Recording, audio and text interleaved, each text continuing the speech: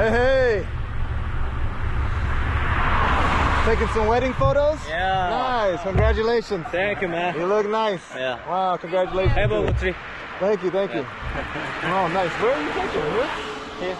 Oh, on the street. yeah. Oh, nice spot. Nice spot. Okay, thank you. Hey, good luck. Congratulations. Thank you. Bye.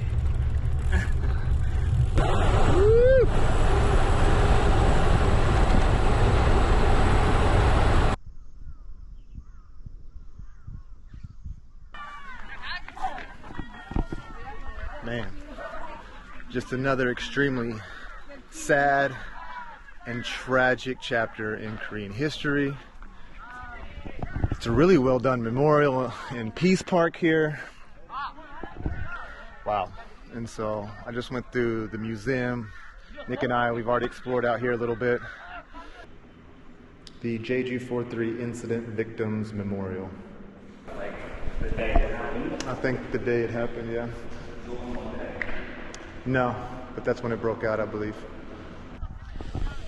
Yeah, where can we start? So, I'm sure a lot of you know, the Japanese colonized Korea from 1910 to the end of the Second World War. And on August 15th, 1945, Japan surrendered, and everyone here in Korea was extremely excited. I mean, they've just been liberated. Their occupiers are defeated, and everyone here is excited, right? They're, in their minds, they're independent now. And so what ended up happening, all over Korea, you had these people's parties starting to spring up. And so Korea got to work right away. They started making these organizations, these people's parties, and they started to, you know, try to form their own government and run a state. And well, America and even the Soviet Union in the north, they had different ideas.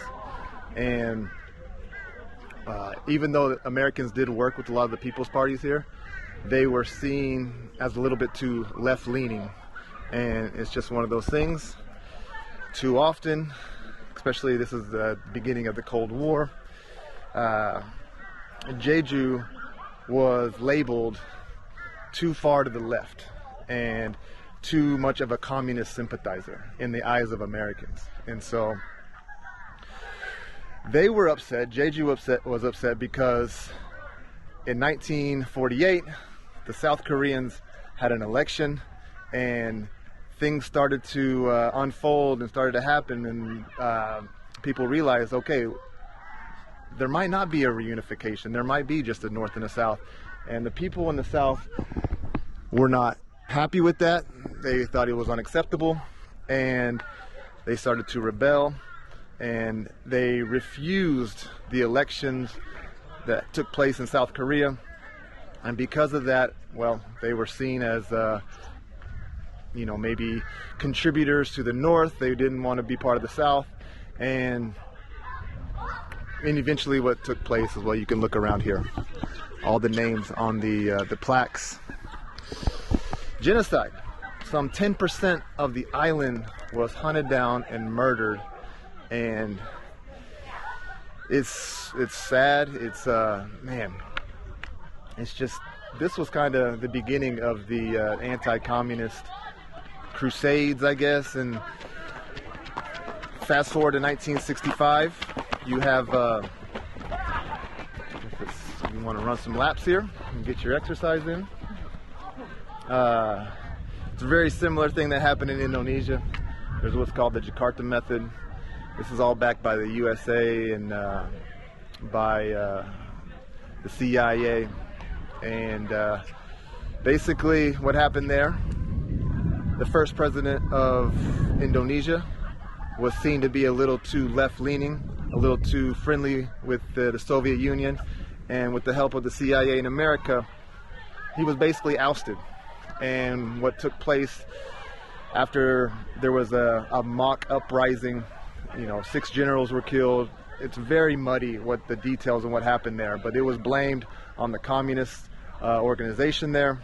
And what happened for the next 6 months, it was basically open season, and anyone that was left-leaning or even had ties to the left, or I mean, intellectuals and teachers were hunted down like dogs and killed. And so that's kind of what happened here. Jeju was labeled red, and so people were hunted down and killed, and it's sad. And it was actually really taboo, and people you weren't able to talk about it because you would be labeled as someone who is trying to, be a communist sympathizer in a way. And so a lot of the families and a lot of people here had to be quiet for years. They couldn't talk about it. And so it wasn't until recently, actually. I mean, this park wasn't built until 2014.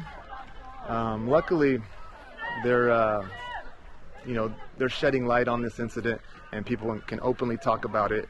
And yeah, if you want to know more about this incident, I'm sure there's plenty of books and there's a lot of information online. I'm just trying to touch on a little bit of it here. Where did you come from? Are you from Jeju? I'm from Sejong. Sejong, okay. Are you here on a big field trip with your school? Yeah. Oh, nice. What did you think of the memorial? It's very sad, huh? Wow, what grade are you in? How old are you? You're second grade. Second grade, middle school, high school? Middle school. Middle school, so that means, what are you, 14 years old? 15? 15, cool. Okay. Awesome, well, thanks for saying hi. See you guys. Thank you. Thank you.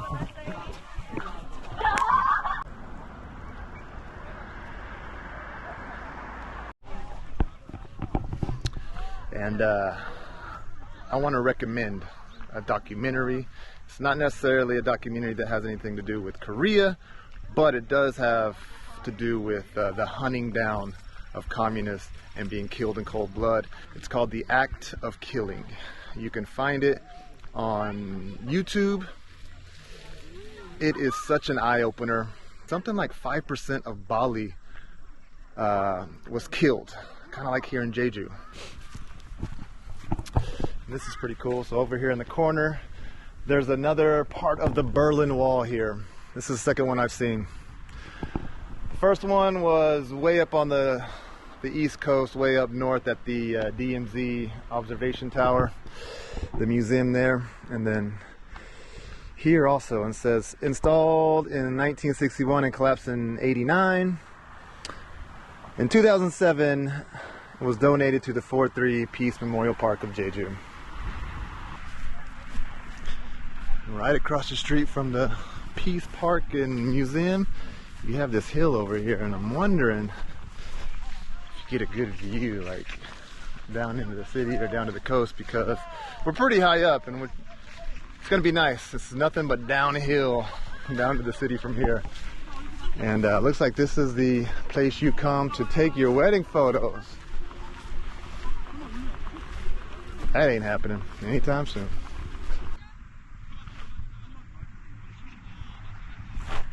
Ain't too bad. On a clear, sunny day, I'm sure it's a lot prettier, but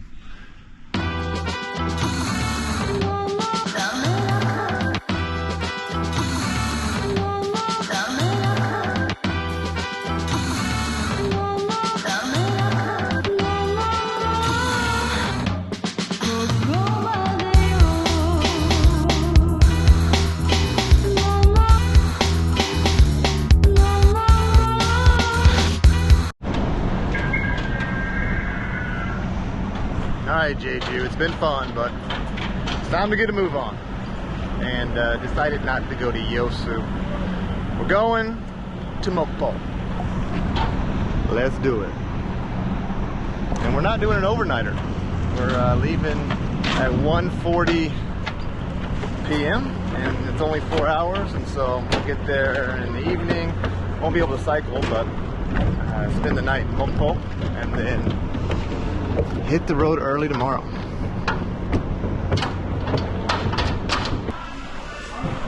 This might be the fanciest one yet. This is really nice. They got a Paris baguette, 7-Eleven. This one is fancy. This is a nice boat. It's like an airport. Yeah. They even have a Paris baguette in here. Did not expect that. Wow.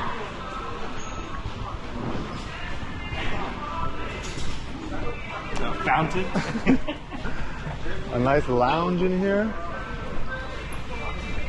Yeah, this totally feels like a airport terminal, huh? The arcade center over here. This is pretty ridiculous. I'm not complaining though. Let's go see if they have a Cento. Yeah, so this is definitely, I think, a day one. A lot more seating than the other ones. A cinema? What? A cinema? That's locked.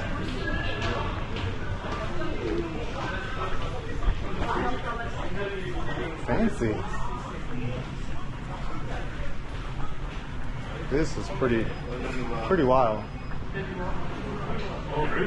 Yeah, so I don't think we have actual seats or, you know, a dedicated room like all the night ferries.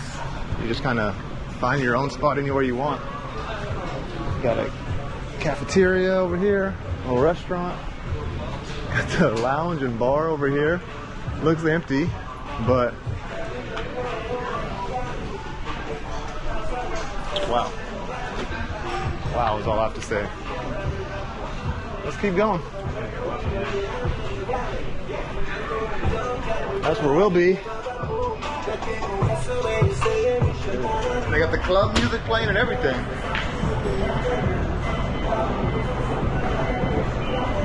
Nice outside seating.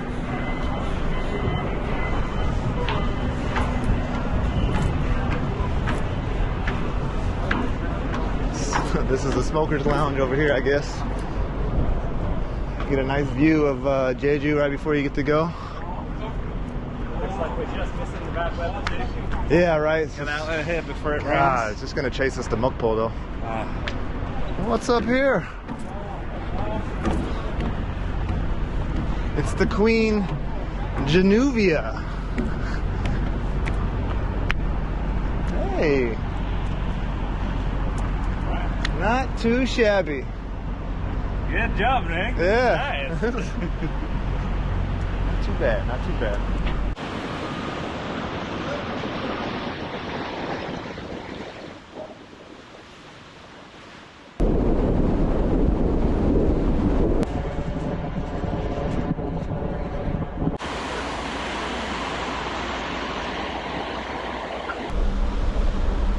Wow, beautiful sight. Beautiful. I mean, sailing in to Mokpo is really nice. If you look on the map, there are like 100 small little islands scattered around, right? And you just sail right through the middle of them. And got to see a pretty good sunset. Kind of see the end of it right now, actually. It is a cloudy, kind of gray day, but still. It's really nice out here. And just look at that. Hopefully it's coming through on the GoPro. You can see what looks like a gondola that takes you over the bay right here. That's pretty cool. But first impressions of Mokpo, pretty beautiful. I think we're gonna enjoy it. I mean, we're just gonna spend one night here, and then we're getting on the bike trail and heading north, heading towards Seoul. Wow, look at that. Oh yeah.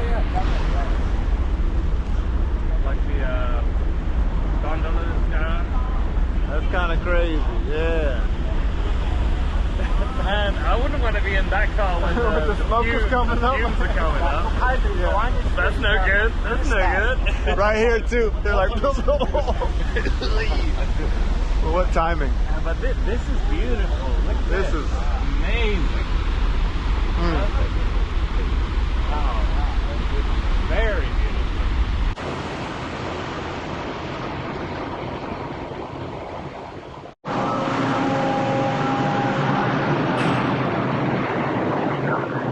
boom, and all the truck drivers are already in their trucks ready to go.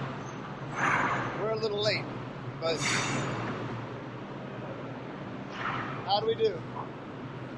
We're all in one piece. out.